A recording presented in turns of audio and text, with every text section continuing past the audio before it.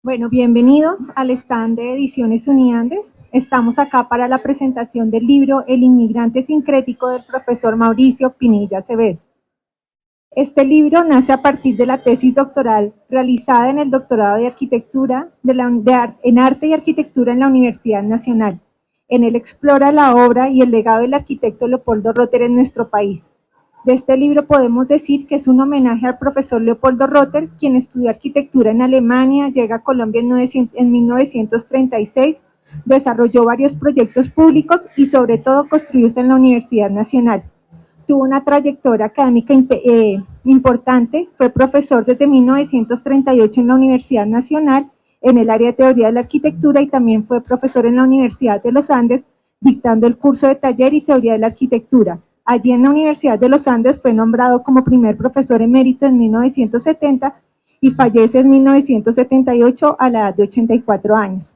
Les presento al autor Mauricio Pinilla Acevedo. Él es arquitecto por la Universidad de los Andes, con maestría en arquitectura bioclimática por la Universidad de Colima en México y doctorado en arquitectura por la Universidad Nacional. Su trabajo académico ha estado basado en la Universidad de los Andes, con invitaciones ocasionales a diversas universidades de Hispanoamérica y Europa. A lo largo de su vida profesional, su obra ha merecido numerosos premios y distinciones por la atención respetuosa que dedica al entorno natural, al clima y a la reducción de la huella de carbón, con claro sentido técnico y sin veleidades esteticistas. El profesor Ricardo Daza Caicedo es arquitecto por la Universidad Nacional de Colombia, tiene estudios de maestría en Historia, Arte, Arquitectura y Ciudad y de doctorado en Proyecto Arquitectónico en la Universidad Politécnica de Cataluña en Barcelona. Es profesor de teoría en pregrado, maestría y doctorado en la Universidad Nacional, donde coordina la línea de proyectos arquitectónicos del doctorado en Arte y Arquitectura de la Universidad Nacional. Actualmente dirige el Museo de Arquitectura Leopoldo Rotter en la Universidad Nacional y acompañó al profe Mauricio Pinilla en el desarrollo de la tesis doctoral dirigiendo este trabajo de investigación. También él escribió el prólogo de este libro que presentamos. Bienvenidos.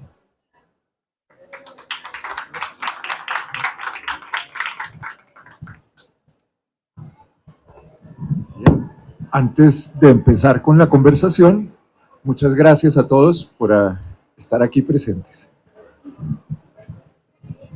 Y ya le tocó a Ricardo. Bueno, gracias por la invitación a todos y a este conversatorio. Y, bueno, para comenzar, Mauricio, me gustaría que ¿no se oye? ¿Acerco más? Bueno, entonces vuelvo a empezar. Para empezar el conversatorio, Mauricio, quisiera que nos contaras un poquito cómo empezó esta investigación sobre el arquitecto Leopoldo Rotter y también por qué decidiste hacer un doctorado en la Universidad Nacional de Colombia. ¿Qué te llevó a ello? Bueno, ¿por qué decidí hacer un doctorado?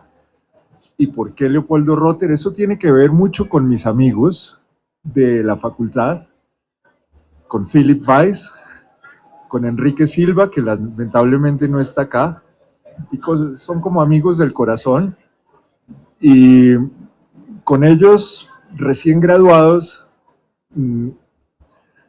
sentíamos mucha nostalgia de la universidad, entonces creamos una especie de grupo de investigación y nos reuníamos por la tarde en la oficina de otro amigo y ahí nos imaginábamos cosas, discutíamos, etc. También empezamos a hacer concursos de arquitectura y estábamos empeñados en rescatar la arquitectura del movimiento moderno en nuestro país. Creíamos que eso tenía una riqueza gigantesca en términos de su relación con el clima, en términos de su potencia formal. Y ahí entonces entramos en contacto con la obra de Leopoldo Rotter, que acababa de ser publicada. Nosotros nos grabamos en 1975 y Hans Rotter, el hijo de Leopoldo Rotter, publicó el libro sobre la obra de su padre justamente en esos momentos. Y bueno, ahí aprendimos a ver como con admiración y como con alegría esa obra de un arquitecto que tenía edificios tan sugerentes para el trópico colombiano. Y luego, pues empezó el doctorado. Aquí está Rodrigo Cortés, que es la persona que lideró, digamos, junto con todos los demás profesores de la Universidad Nacional, con Ricardo, la creación del doctorado. Y entonces, todavía no existía el doctorado, pero existía el programa de maestría. Y en ese programa estaba Philip. Y entonces me contaba, mire, viene Javier Montéis, va a hablar esta tarde Rogelio Salmona, o mañana por la mañana. Y va a estar aquí Kate Glass. Y entonces yo iba a esas charlas y quedaba maravillado con esas conferencias porque eran realmente espléndidas. Y entonces, pues, cuando salió la línea cuando salió el doctorado con la línea de investigación con énfasis en proyectos de arquitectura, dije, esto es lo que hay que hacer en la vida. Casi que lo hice por placer, porque normalmente en el medio académico se entra a hacer un doctorado porque es como una obligación para poder estar en la universidad y tener un cierto estatus en la universidad. Pero bueno, yo ya estaba mayor y ya las cosas del estatus pues no me importaban mucho. Era por placer, por el gusto de entrar ahí y de tener contacto con esos profesores y con esos invitados. Realmente era muy estimulante el ambiente del programa de doctorado. Muy bien, Mauricio. Remontémonos un poquito a la infancia. Entiendo que tú estudiaste en un colegio alemán, ¿sí? Y como dice todo aquel dicho que uno no estudia, uno no nace en un país sino en un colegio, ¿por qué no nos cuentas si crees que ahí comenzó tu primer vínculo misterioso, secreto con Leopoldo Rotter? Y por otro lado, ya también me gustaría saber, o más bien, dado que en tu libro, en tu investigación, remontas sobre la formación de Rotter en Alemania, ¿por qué nos cuentas un poco también sobre su infancia, su juventud en Alemania? Quizás Rotter es más conocido acá en el ambiente arquitectónico, pero tal vez no conocemos tanto como este pasado, ¿no? Y yo sospecho que hay un vínculo ahí entre los dos que viene desde la infancia. Sí, bueno, ahora que citas esa frase, pues también está Sabater que dice que la patria de un hombre es su infancia, ¿no es cierto? Sí, entramos al colegio andino básicamente porque quedaba cerca de la casa. Y bueno, esa fue decisión de mis padres porque mi hermana es mayor y ella estaba ya en el colegio. Y ahí tuve contacto con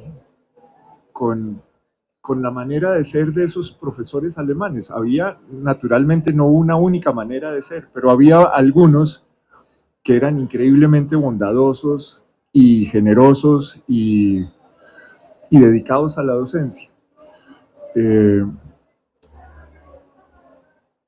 Luego, bueno, ahí veía uno, por ejemplo, en Herr Hirschel, que, bueno, están algunas de mis compañeras de aquella época muy queridas hoy aquí con nosotros. Y ¿Pueden hablar en alemán un poquito? podemos hablar en alemán.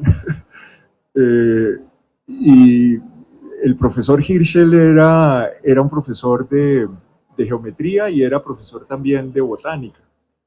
Bueno, pues de biología se llamaba en esa época. El caso es que el señor armó un jardín botánico. El colegio andino quedaba en lo que hoy en día es el centro comercial andino. Así ha cambiado nuestra sociedad. Y en la esquina nororiental del colegio, al costado de la carrera 11, ahí estaba la capilla y había una franja de terreno a lo largo de la capilla donde el señor Hirschel hizo un jardín botánico. Él salía todos los fines de semana y en las vacaciones y traía plantas y fue armando un jardín botánico magnífico con todas las plantas del bosque alto andino.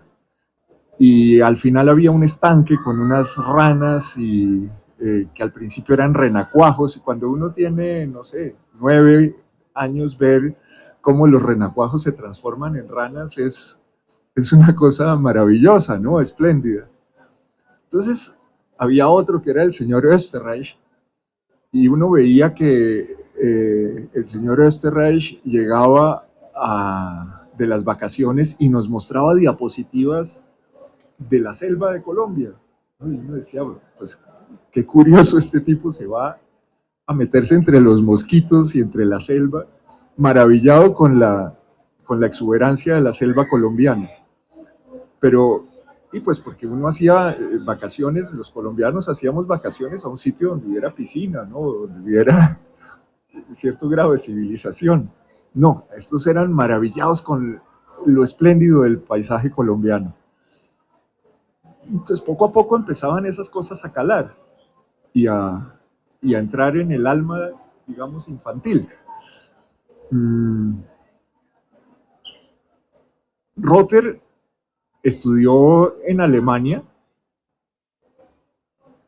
y bueno, pues de todas maneras, dice Humberto Eco que para hacer una tesis sobre un tema de otro país, en este caso sobre la obra de un arquitecto alemán, hay que saber hablar alemán, y realmente pues eso fue muy útil porque me permitió entrar en unas fuentes que de otra manera hubiera sido difícil bucear en ellas. Rother nació en una ciudad que se llama Breslau en alemán, y hacía parte era tal vez la segunda ciudad en importancia de la Alemania de principios del siglo XX. Está a orillas del río Odra, y él vivía en el centro histórico de la ciudad, en un piso, en un edificito, en una de las plazas, la Plaza Solny, que hoy en día se llama Solny porque eso pertenece hoy en día a esa ciudad, a Polonia. Y tenía la posibilidad de estudiar ahí en Breslavia.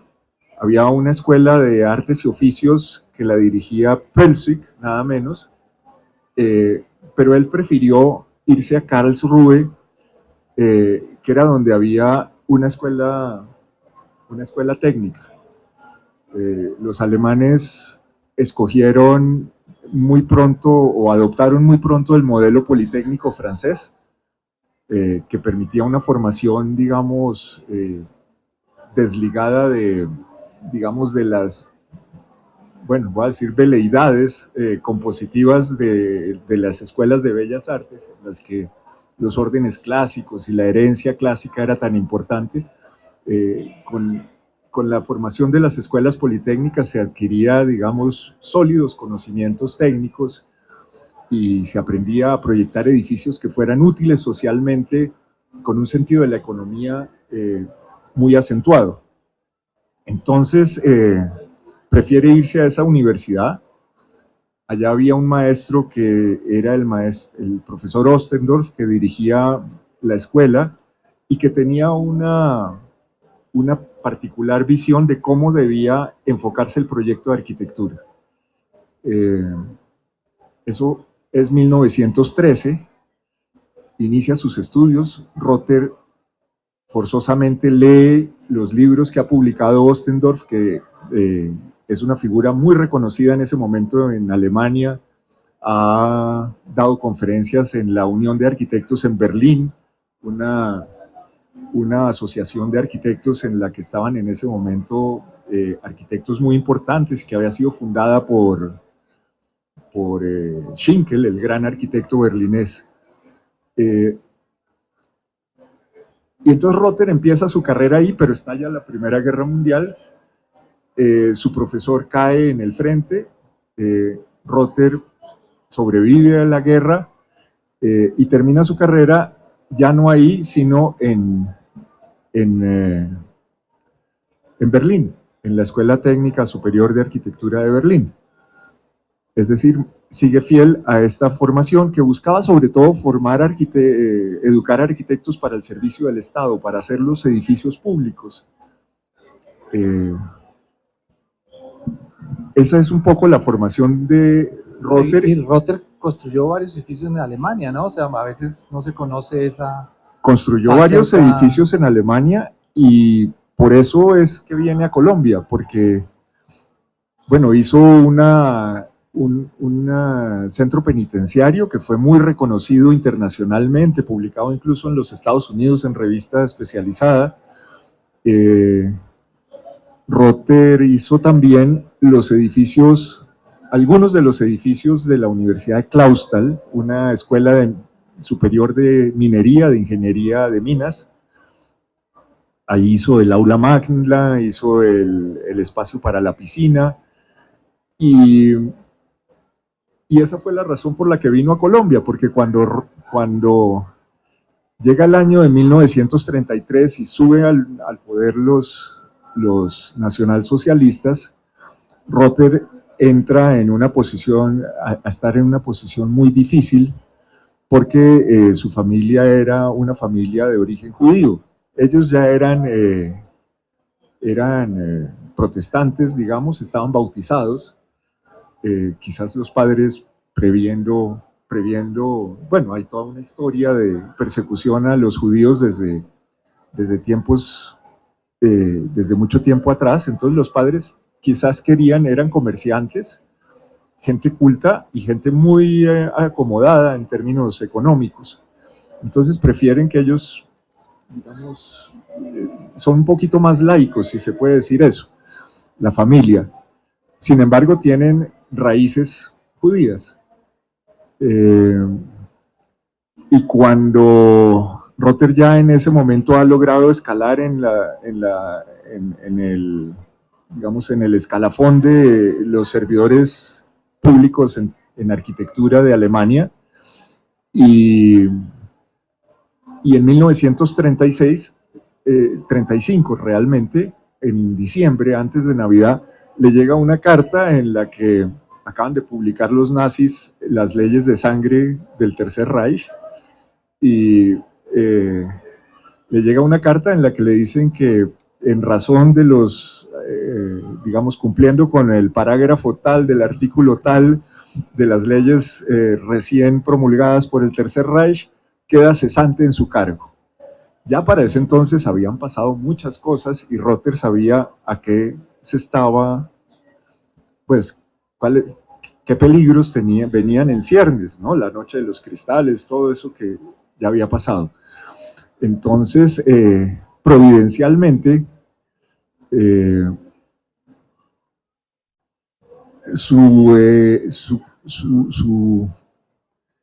¿quién era el que importaba café? Sí, un cuñado importaba café de Colombia a Alemania y va al consulado de Colombia en Hamburgo, y ahí encuentra un avisito en una cartelera en la que el gobierno colombiano solicita arquitectos que puedan venir a Colombia para proyectar el campus de la Universidad Nacional, arquitectos que tengan experiencia en edificios universitarios. Entonces la familia ve ahí una oportunidad de salvación. Rother acude a la entrevista con el cónsul de apellido Obregón. Hablan en francés porque ni el uno hablaba español ni el otro hablaba alemán, y termina contratado por el gobierno colombiano. Y así logra venir a Colombia y salvar a su familia. Tenía un matrimonio relativamente reciente y 2 niños muy pequeños. Entonces, Colombia para él fue como una oportunidad de salvación. Y así lo dijo siempre. Siempre tuvieron, tanto él como su hijo Hans, unos sentimientos de agradecimiento profundos hacia nuestro país por digamos, haber sido una nueva patria. Claro, dentro de ese encuentro de Rotter con América, tú comentas en tu libro la afectación que tuvo él por parte de la exuberante naturaleza de América y de Colombia, ¿no? O sea, hay digamos, una gran estupefacción frente a encontrar otro territorio y ¿por qué no nos cuentas un poco esta impresión? Y bueno, no solo de Rotter, ¿no? En el propio libro, tu investigación, hablas de otros viajeros alemanes y del impacto con el mundo americano, ¿no? Rotter, ¿por qué no nos cuentas un poco de esa llegada y de ese impacto con la geografía nuestra? Vale. Sí. Bueno, Rotter llega por barco en esa época, 1936. Llega a Barranquilla y sube por barco hasta Honda y después llega a la sabana de Bogotá, ¿no? En esa época todavía era bien difícil llegar tan directamente a esta sabana que estaba bien aislada del mundo. Ahí, ahí la historia de este otro viajero alemán, Georg von Lengerke, que llegó hasta Santander, y, y en la otra raya del Tigre, Pedro Gómez Valderrama relata la impresión que a Lengerke causa el paisaje colombiano. Subir por el Magdalena, el calor, la luz, eh, los monos, las babillas, los caimanes, los pájaros. Y Leopoldo Rotter, cuando Hans escribe el libro, dice que quizás sea mejor dejar que imaginar Hans, su hijo, que ¿no? la impresión de von Lengerke describa cuál fue la impresión de su padre cuando llegó a Colombia, ¿no? La vastedad del paisaje, la ausencia, digamos, de paisaje cultivado, el paisaje natural, las grandes extensiones, todo eso lo impresiona muchísimo. No es una cosa que lo haya impresionado a él exclusivamente, es efectivamente también a von Lengerke, también a von Humboldt. Cuando llega al país, pues prácticamente su teoría sobre los pisos térmicos y la distribución de la naturaleza en el mundo surge aquí en nuestro país y en nuestras montañas, en nuestra Latinoamérica. Y el mismo Le Corbusier también quedó deslumbrado cuando vino a América del Sur y estuvo en la Argentina, hizo ese vuelo inaugural de la Compañía Sudamericana de Aviación y vio el paisaje desde lo alto, y luego fue a Río y quedó maravillado con la bahía y con los cerros y con el color cristalino del mar. Y Ortega y Gasset también narra esa impresión que produce en el europeo venir a un paisaje nuevo, un paisaje que para ellos es desconocido. También los pintores que vinieron a nuestro país, Wiedemann, eh, eso se puede ver en sus cuadros, ¿no? Como la naturaleza colombiana y las mujeres colombianas, bueno, a Le Corbusier también, esos dibujos que hizo en Río de Janeiro, eh, los tipos están extasiados. Y Richter, que también fue profesor de la Universidad Nacional por tantos años en ciencias naturales, que era entomólogo, pero que también era pintor, también estaba encantado con el paisaje colombiano. Inicialmente Rotter pues viene con una carga, digamos, conceptual en su mente que tiene mucho que ver con la admiración que siente por Le Corbusier y con la admiración por la Bauhaus, por los principios de la Bauhaus y probablemente por Hannes Mayer y principalmente por Hannes Mayer, diría yo. Esa es como una una hipótesis mía, no es una hipótesis que esté demostrada académicamente. Solo más tarde Rotter va a encontrar el camino para hacer la arquitectura espléndida que hizo en la Plaza de Mercado de Girardot o en el Edificio Nacional de Barranquilla, incluso un poco antes en el edificio en Palmira y, y en el edificio de la imprenta de la Universidad Nacional.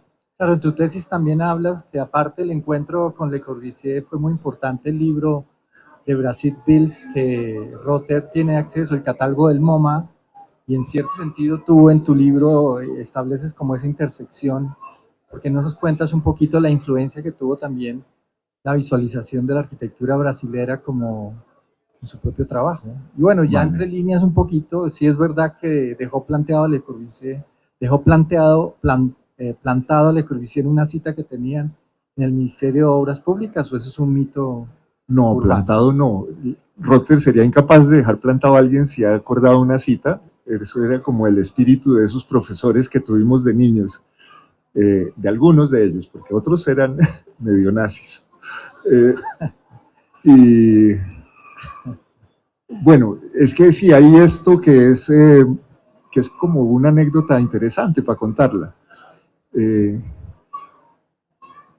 En los años 30 sube al poder en Brasil Getúlio Vargas, es un presidente nacionalista con un cierto corte populista y quiere transformar el Brasil en un país moderno, en un país que digamos que salga de una estructura más bien como centrada en lo rural y en lo agrario. Quiere convertir al Brasil en una potencia, digamos, en América del Sur. Y se rodea de los grandes intelectuales brasileños. Uno de ellos es Capanema, lo nombra ministro de Salud y de Educación Pública. Y convocan a un concurso para hacer el edificio del ministerio. En ese concurso participan los arquitectos más reputados del Brasil y muchos arquitectos que por ese entonces son bastante jóvenes y que creen en la arquitectura moderna. Los más reputados son arquitectos que están anclados en el academicismo, digamos, en la Escuela de Bellas Artes, en hacer edificios simétricos, rígidos, monumentales, que recuerdan la arquitectura, digamos, clásica de todos los tiempos. El jurado escoge un proyecto académico, un proyecto clásico, y los proyectos de los jóvenes son relegados a puestos secundarios. Incluso el nombre del arquitecto ganador es perfecto para un académico, porque se llamaba Arquímedes Memoria, aunque podría ser Arquímedes Memoria, también podría ser, ¿no? Entonces, pero Capanema, que es un intelectual, entiende que esa no es la arquitectura que quieren hacer para proyectar la imagen de ese nuevo Brasil que están tratando de forjar. Y le dice al presidente, hay que quitarle el proyecto a Arquímedes Memoria y hay que dárselo a estos señores que eran liderados por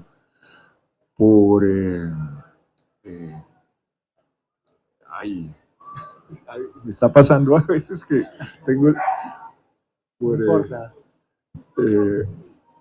¿cómo se llamaba el líder de ellos? Bueno, por Lucio Costa. Es que como ellos se llaman por el nombre, por Lucio. Lucio era como el intelectual, el que estaba interesado en tratar de construir una arquitectura que fuera una arquitectura que tuviera, digamos, realmente arraigo cultural en el Brasil. Y los otros eran un poco más jóvenes. El más joven de ellos era Niemeyer, el gran arquitecto Niemeyer. Bueno, eso causa un escándalo en el medio profesional brasileño. ¿Cómo es posible que le den el proyecto a estos jóvenes que no tienen ni idea de nada, que están proponiendo cosas que no tienen ningún sentido, cuando nosotros hemos hecho tan buena arquitectura toda la vida? Los celos entre arquitectos que son cosas serias. Y entonces lo han puesto en entredicho, en la prensa han publicado artículos en contra, en fin. Lucio Costa le escribe a Le Corbusier una carta angustiado. Lucio Costa hablaba francés. Mire, don Le Corbusier, nosotros somos un grupo de jóvenes de arquitectos brasileños que lo admiramos profundamente, estamos entusiasmados con su arquitectura, con sus ideas. Queremos que venga al Brasil y dé una opinión sobre nuestro proyecto. Sabemos que usted va a encontrar probablemente muchas cosas que cambiar. Díganoslas a nosotros, pero no se los diga a las autoridades. Diga que el proyecto es satisfactorio y lo que usted sugiera que hagamos, lo vamos a hacer. Le Corbusier ya era un hombre relativamente mayor en 1936 y era ya un viejo zorro, digamos. Entonces, contesta, sí, con mucho gusto, yo voy, pero miren, yo ya he trabajado mucho en esta vida como para ir a dar simplemente un concepto y hacer unas conferencias. Yo voy si allá me dan unos proyectos de arquitectura, y yo soy arquitecto fundamentalmente. De manera que esas son sus condiciones.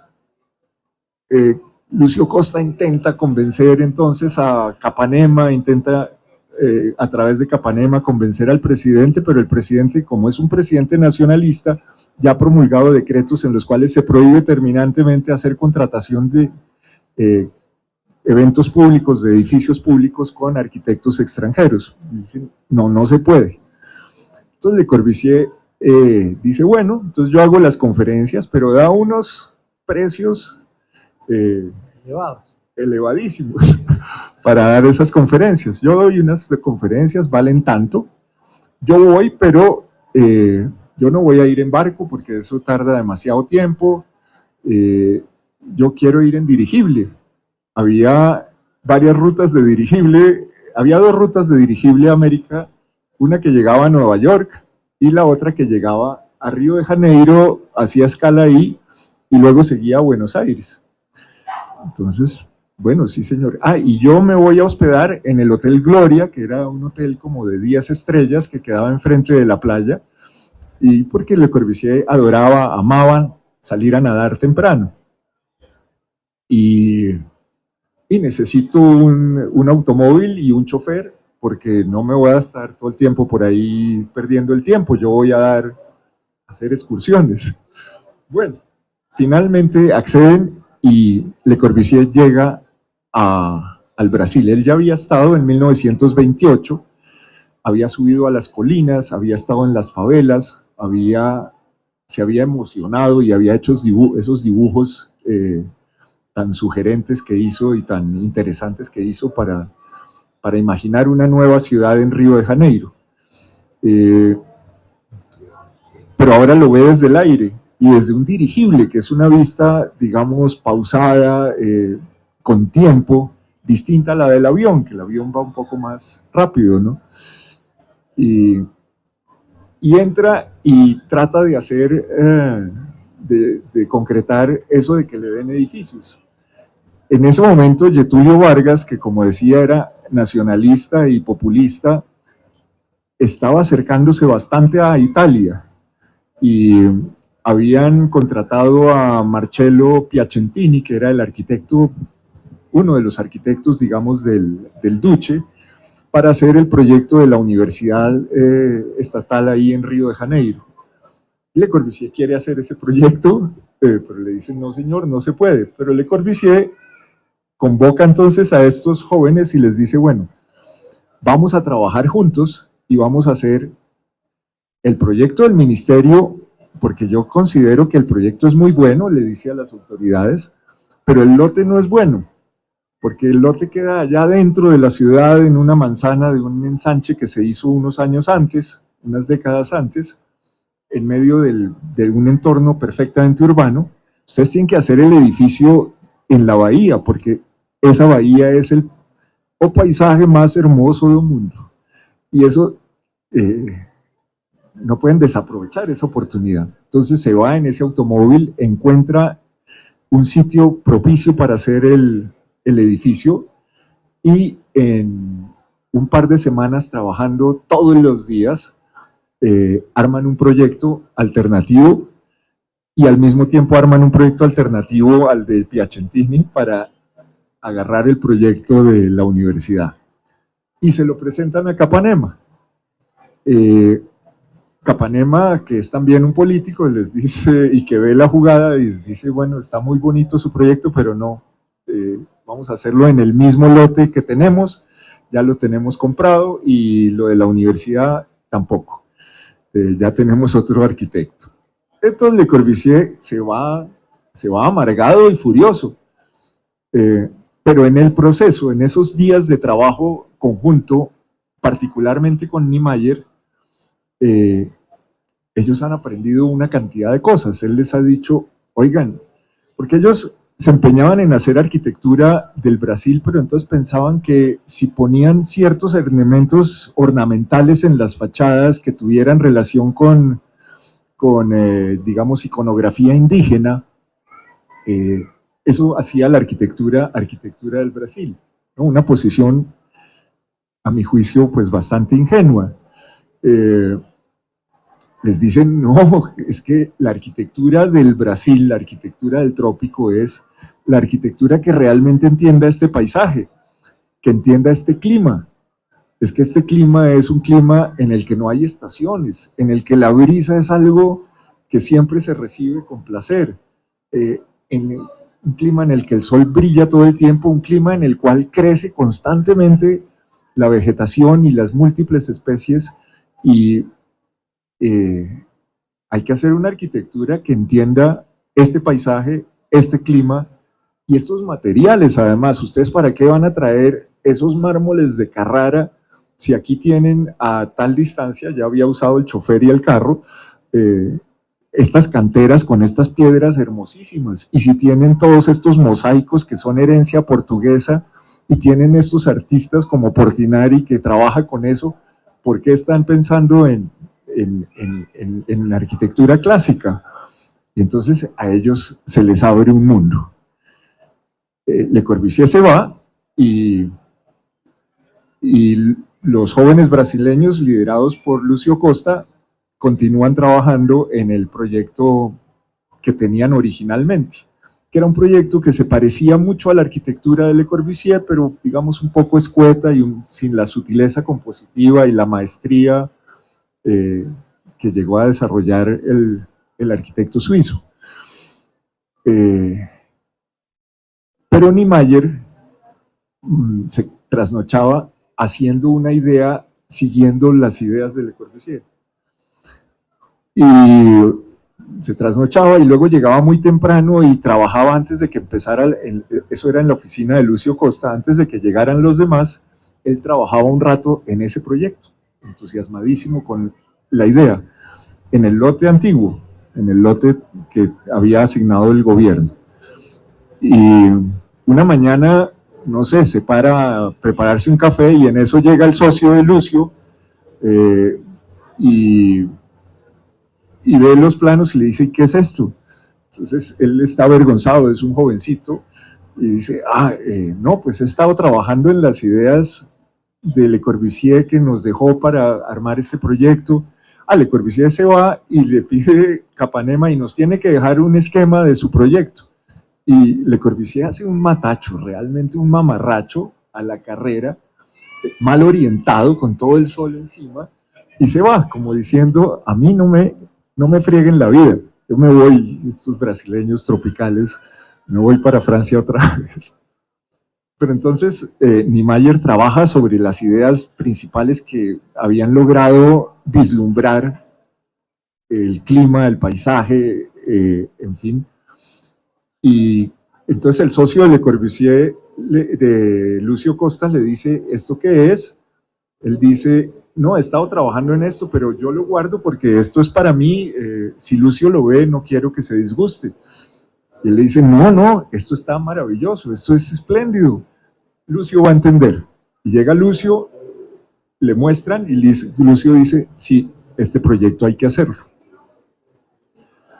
Bueno, entonces, desde ese momento los jóvenes brasileños empiezan a hacer una arquitectura realmente maravillosa, espléndida, en la que el paisaje, hay que ver la casa que se construyó Niemeyer inicialmente, una casita relativamente modesta, en la que todo está, digamos, hay como una especie de promenade arquitectural, como dicen los franceses, y en el que se arranca por una rampa y se desemboca en un espacio que enfoca el cerro de Pan de Azúcar directamente con un gran ventanal, una cosa muy, muy armada en función del paisaje.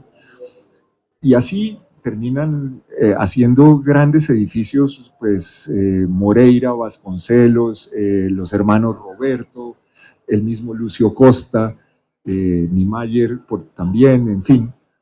Y todo eso queda condensado en un libro que va a publicar el Museo de Arte Moderno en 1900, esos finales de 1943, tal vez.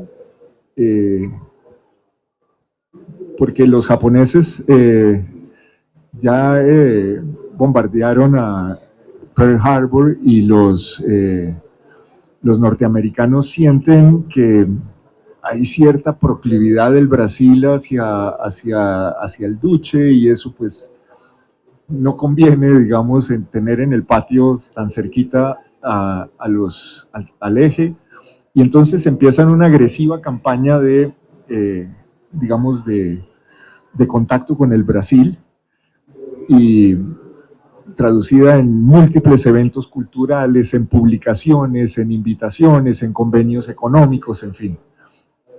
Y uno de ellos es hacer una gran exposición de la arquitectura brasileña en el MoMA de Nueva York, y ahí va toda esa obra a exponerse, que ya tenía el mundo conocimiento de ella por el pabellón que habían hecho Lucio Costa y Niemeyer en la exposición de Nueva York. Y entonces ese catálogo llega a manos de Leopoldo Rotter acá en Bogotá. Brasil Builds se llama es el título de la exposición. Y Rotter tenía una costumbre que habla un poco de su carisma como profesor. Él tenía un sueldo de profesor. Todos los que hemos sido profesores sabemos qué significa tener un sueldo de profesor, para sostener una familia, en fin. Pero entonces él se suscribía a dos de las publicaciones más importantes del mundo en ese momento, que eran la revista de la Architecture d'Aujourd'hui francesa, y a una que se llamaba Pencil Points, que era norteamericana. Y tenía doble suscripción a ambas. Una de ellas la entregaba entera a la hemeroteca de la Universidad Nacional, y la otra él recortaba y sacaba recortes y los iba pegando sobre diversos temas. Entonces, que ahorita la Aujourdui estaba dedicada a los centros cívicos, entonces él recortaba los proyectos de los grandes maestros y los pegaba en hojitas, y eso después lo proyectaba él en sus clases para sus estudiantes. Es decir, desbarataba esas revistas como material pedagógico, y la otra se iba completa allá. Entonces a él le llegaban cosas de punta, realmente con su sueldo estaba muy informado de lo que estaba pasando en el mundo. Y él ve ese catálogo y dice, por este lado es que y ahí se transforma su arquitectura. Realmente es una coincidencia extraordinaria. Sus edificios empiezan a ser, dejan de ser los edificios de geometrías sencillísimas, cubos blancos que ha hecho en la Universidad Nacional hasta ese momento, y empiezan a explorar curvas, sinuosidades, transparencias. Los techos dejan de ser simplemente un techo plano para empezar a abrirse, buscar entradas adicionales de luz, enfatizar la perspectiva hacia los paisajes. Las escaleras y el movimiento del cuerpo dentro de un edificio también empieza a cobrar un valor fundamental en su obra. ¿Eso fue lo que te llevó a escoger estos tres edificios que son como el eje central de la tesis? El edificio de la imprenta, el de Barranquilla y la Plaza de Girardot, porque tú te centras al final del libro en estos tres ¿Por qué escogiste Sí. esos 3 edificios? Claro que nos debe la anécdota de Le Corbusier, ¿por qué no lo dejó plantado? Sí, Ay, pero cierto, está en el sí. libro para que lo compren, ¿no? Para que lo compren. Además, esta anécdota que contó toda está aquí también, ¿no? Por si acaso.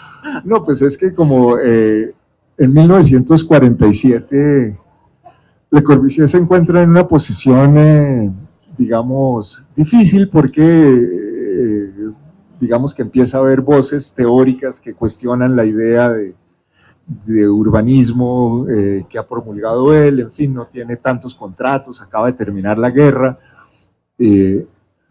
y está vinculado al equipo que va a ser el edificio para las Naciones Unidas en Nueva York, pero ahí hay cantidades de personas trabajando. Yo no siento que se hubiera sentido muy cómodo en ese momento.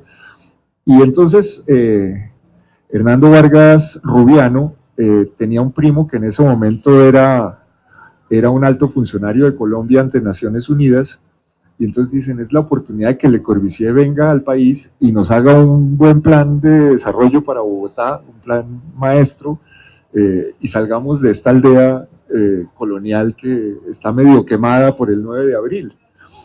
Y entonces Le Corbusier viene a Bogotá y es recibido como si fuera un campeón de ciclismo, o como si fuera el Papa Francisco, algo así, ¿no es cierto? Una recepción, bueno, por parte de los arquitectos realmente, no por el conjunto de la sociedad, pero se trasladan al aeropuerto de Techo, los lidera Rogelio Salmona, que era el que hablaba francés. Hay un letrero, una pancarta gigantesca que han pintado que dice abajo la academia, como si estuviéramos en tiempos del concurso del Palacio de las Naciones, en el que Le Corbusier perdió contra un proyecto academicista. Y hay banquetes y hay invitaciones y hay subidas a Monserrate y hay una admiración prodigiosa sobre a Le Corbusier. Todos los arquitectos quieren estar al lado de él. Entonces él dice que una de las visitas que le organizan es al Ministerio de Obras Públicas. En la oficina de edificios nacionales trabajaba Rotter. Y va a la oficina, pero Rotter tiene clase a esa hora a la que Le Corbusier va a ir. Entonces, como es un profesor alemán, él dice, no, pues tengo que ir a dictar mi clase a la Universidad Nacional. Ya hablaba un español con menos acento, más o menos farragoso, que al principio su sintaxis era alemana, con un español con ortografía impecable, pero sintaxis alemana. Eso se ve en sus notas de clase. Y después empezó a hablar muy bien el español, a construirlo muy bien. Bueno, el caso es que Rotter dice, bueno, pues todo el mundo se queda porque es el evento, va a venir Le Corbusier y no sé, hoy en día no hay una figura así que viniera y todos quisiéramos estar ahí al lado porque va a estar ahí y cancelamos todo. Lo siento, no tenemos clase porque está aquí fulanito. No ve uno una figura de esa dimensión en ese momento, hoy en día. Pero él dice, yo tengo clase y se va. Y entonces hay una visita por las mesas de los arquitectos y están los proyectos expuestos, proyectos que Le Corbusier mira sin mayor interés y va pasando. Y hay un dibujante que, perdón, que curiosamente es de apellido Pinilla, que era el que hacía las perspectivas. Y los que hacen las perspectivas eran los que tenían como un conocimiento técnico para hacer una perspectiva matemática bien hecha, pues no todos los dibujantes lo sabían hacer, entonces era como un dibujante superior. Y el tipo tenía que estar muy orgulloso de la perspectiva que había hecho de la plaza de mercado de Girardot. Entonces, como quien no quiere la cosa, desliza ahí su dibujo para que Le Corbusier lo vea, a ver qué opina, ¿no? Y Le Corbusier llega y ve ese dibujo y dice, ¿y esto de quién es? ¿Qué? No, esto es del profesor Rotter, pero él se fue a clase porque tenía que dictar clase, no pudo estar, pero él viene ahorita. Él siempre llega después de la clase, 20 minutos después llega. Entonces, Le Corbusier dice, bueno, pues yo lo voy a esperar. y se quedan hablando en francés toda la tarde. Le Corbusier está extasiado con la plaza de mercado de Girardot, muy interesado. La plaza de mercado, si ustedes recuerdan, tiene 4 escaleras, una en cada esquina, que son helicoidales, y que juegan un papel muy importante en la composición. Le Corbusier le dice que, pues, cuando uno mira una planta y ve cuatro círculos en las esquinas, inmediatamente eso lo remite a un castillo medieval con los baluartes en las esquinas que defienden los lienzos de la paralela a los lienzos de las murallas. Entonces le dice que siente que esas escaleras tienen algo de medieval. Eso mortificó terriblemente a Rother, que se juzgaba un arquitecto moderno.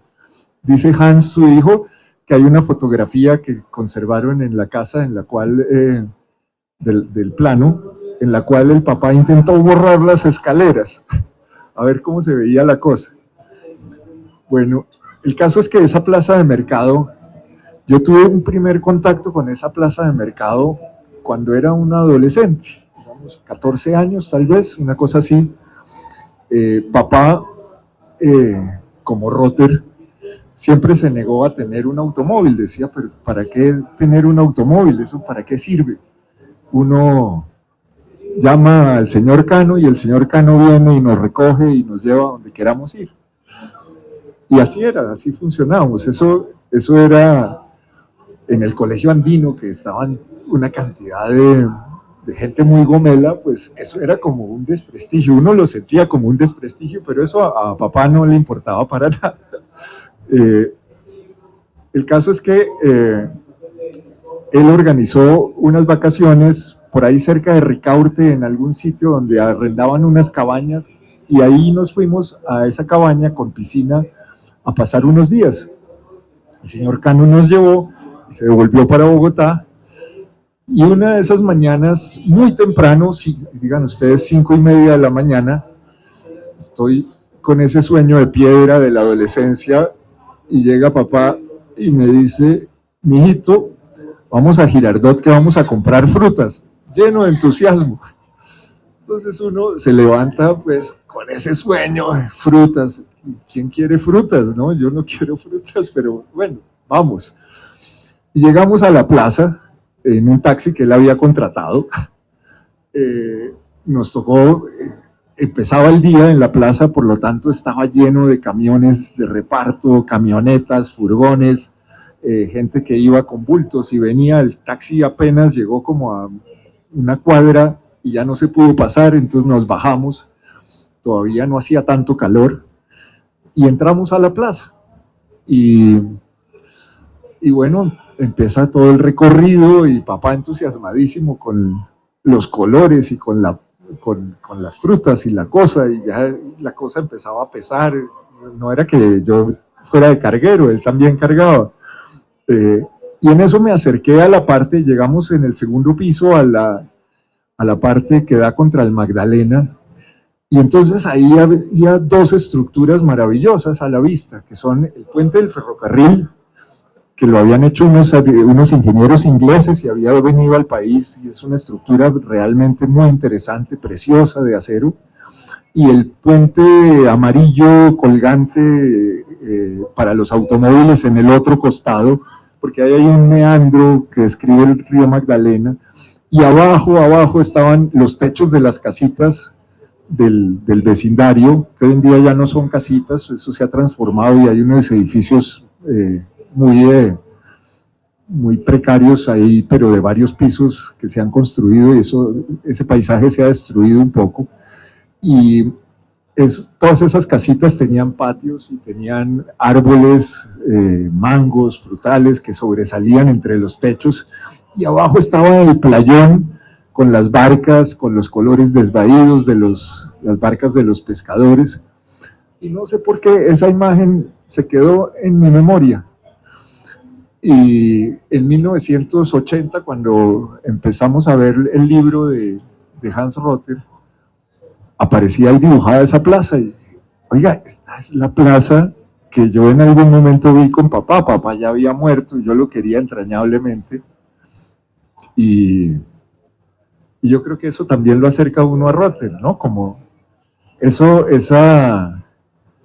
que es igualita la impresión sentimental, digamos, que la de Rossi cuando describe el papel que tiene la memoria en la vida de un hombre y en la vida de un arquitecto. Y yo creo que eso también me acercó afectivamente, claro. Y creo que cuando uno hace una tesis es maravilloso poderse acercar afectivamente al tema de la tesis. Lo compromete a uno, lo obliga a entrar más profundamente, pero además esa relación que da el afecto produce, digamos, genera opciones, genera como puertas que de pronto se abren y que de otra manera no hubiéramos descubierto que podían abrirse.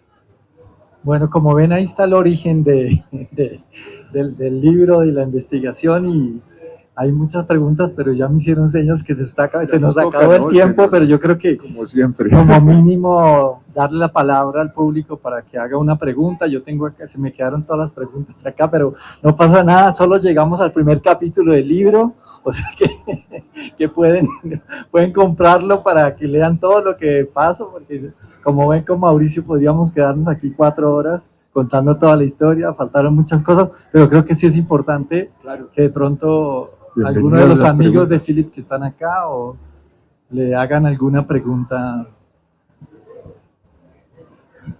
Rodrigo, Philip, Mónica, todos los compañeros del colegio, ¿no? ¿Ninguno? Ah, sí. Sí, hay una pregunta. Ay, qué pena. No, la curiosidad de la foto de la carátula, ¿qué edificio es? Ese es el edificio de Ciencias Veterinarias. ¿Lo diseñó él? ¿Lo diseñó? Lo proyectó Leopoldo Rotter, es uno de los primeros de los edificios que anteceden este periodo en el cual descubre que es el paisaje y es el clima lo que es el motor para generar la arquitectura. Genera movimiento, ¿no? El solo aspecto. Es una fotografía que yo había tomado inicialmente para la tesis, pero por alguna razón, bueno, porque la tomé quizás con una, no sé, pero en todo caso no tenía la resolución que se necesitaba para la publicación. Entonces en Ediciones Uniandes me dijeron, no, pero es que no da la resolución, y son tremendamente cuidadosos con las ediciones. Entonces yo estaba embolatadísimo, tenía que entregar notas, teníamos que entregar una cosa de un proyecto en la oficina, en fin.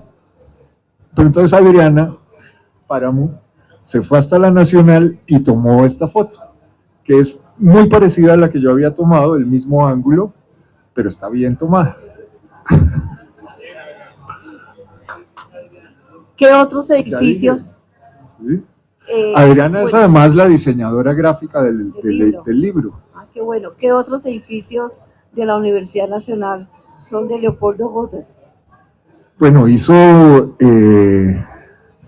las porterías que están en la calle 45, los 2 edificios que están ahí vueltos nada por los grafitis. Las casas de profesores y la portería de la calle 26, con Bruno Violi, la imprenta de la Universidad Nacional, que es actualmente el museo. Con Bruno Violi hizo el edificio de química, hizo el edificio de ingeniería, que Germán Telles decía que era de Bruno Violi principalmente, pero en realidad es un proyecto de ambos. También trabajó en el proyecto de la Facultad de Derecho. Bueno, hizo todo el plan. El estadio es un proyecto de él, el estadio Alfonso López. Al lado había otro estadio que nunca se construyó. Está la piscina que no se hizo, el gimnasio que no se hizo, todo el complejo de educación física, las canchas. Incluso había una cancha de polo en la Universidad Nacional en ese proyecto. La estación para los buses. Rotter vivía ahí muy cerquita de la universidad, subiendo por la calle 45. Esos. ¿ciertos? No, yo. Entiendo que este es el trabajo de grado tuyo Del del doctorado. doctorado. La pregunta es, ¿quiénes fueron los jurados y cuál fue el punto que más te interesó de las opiniones de ellos? Ah, bueno. Bueno, teníamos un jurado de lujo. Era Antonio Armesto, un profesor respetadísimo en el mundo entero, catalán él. Estaba Carlos Niño, profesor emérito tal vez de la Universidad Nacional. Ah, es gallego él, no es catalán, pero enseña en Cataluña.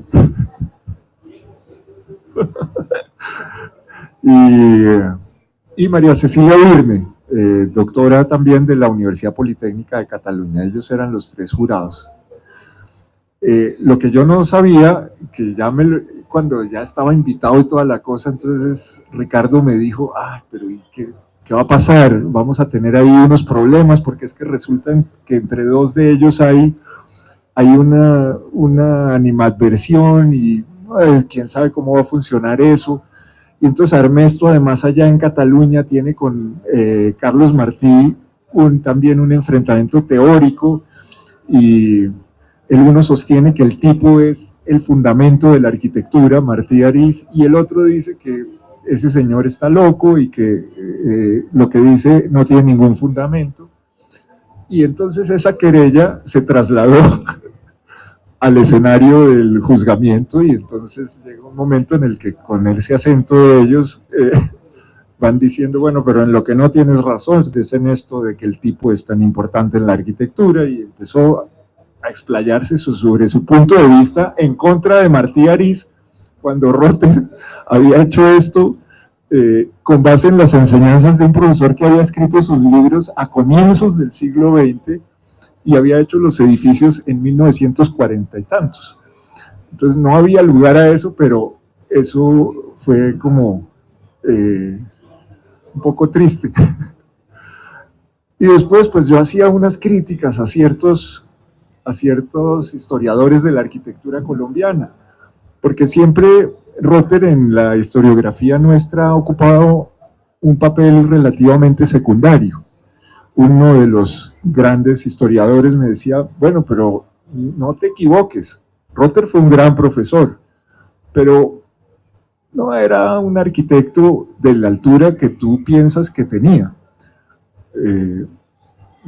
Otros hablan de una arquitectura moderna que en el siglo XX desplegaba la fuerza de sus bíceps